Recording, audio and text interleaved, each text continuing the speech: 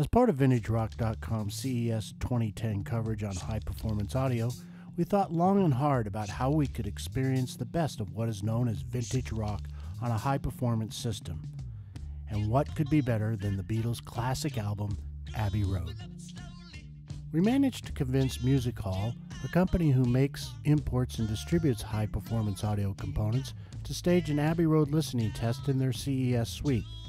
The idea was to play two versions of the album, a 1980 Mobile Fidelity Sound Labs limited edition original master vinyl copy and a 2009 remastered CD. A distinguished panel of audiophiles was invited to assess the differences, and we recorded their responses.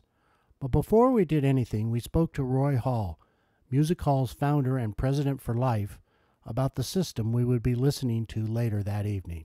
Okay, the turntable, we've been manufacturing turntables for about 10 years now, and we have a very simple philosophy of good, better, best.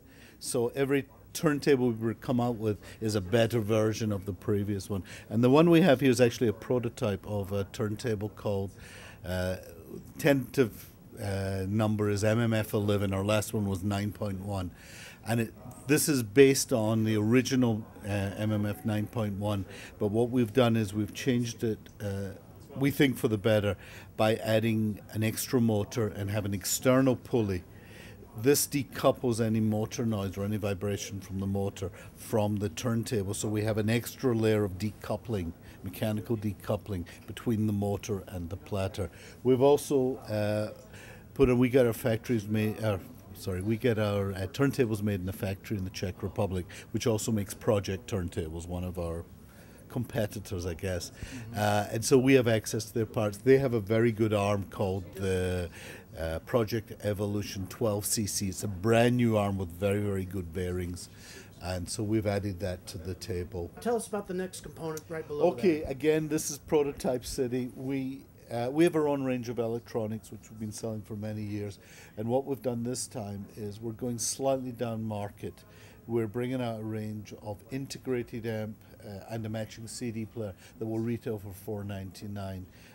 The amp's about 60 watts per channel. It also has a phono section built into it, a moving magnet phono section built into it. And we don't yet have a name for it. Okay. We haven't come up with that, because it's, again, early days. What we do is we commission these items, we get them made, then if we don't like the sound, we change them, we get it changed. And eventually we come up with hopefully a cute name, something.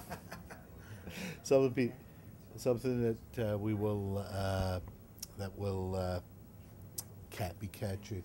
The other components we have, what we're doing is there's a few other analog components. On the turntable just now, we're running the Goldring Legacy cartridge. Goldring's an English company that's been making cartridges for 100 years, and they just celebrated the 100th-year anniversary. I think it's probably the oldest existing cartridge company in the world, and they came out with a cartridge called the Legacy, which is a moving coil-only cartridge, and it retails for $12.95. And then we're running it into a very, very good phono amp made by a company called West, and this is their PS30 RDT dual transformer. It's very, very good phono amp. It retails for about $4,000. So there is kind of amusing. We have about $4,000 of turntable and cartridge, $4,000 of phono amp into a $500 integrated amp. So we like to push it, which goes. What we always know, that if you're making good sound, you've got to start at the beginning. It's the old thing, garbage in, garbage out. So the better the signal you can feed the system, the better the sound. And we're feeding the less components, of course, of the speakers. These are EPOS speakers, a British company that we distribute in the States. And this is the M22i, which is retails for $2,500 a pair. And it's a three-way speaker, and it's a great sounding speaker, as you will hear, as we will demonstrate. The cables we're using are called Abbey Road cables. They were cables designed by two Abbey Road engineers, and the whole of Abbey Road studio has been rewired with this cable. And it's the first cable we've come across that sounds as if it doesn't exist. I know that sounds weird, but cables, like everything, add character to the sounds. Sometimes good character, sometimes bad character. It depends what you're using. And somehow, one of my manufacturers, Mike Creek from Creek Audio, is one of the lines we distribute.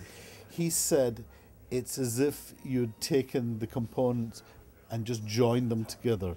It doesn't change the character of the products. So we love it. It's expensive as hell, but it's great sounding stuff.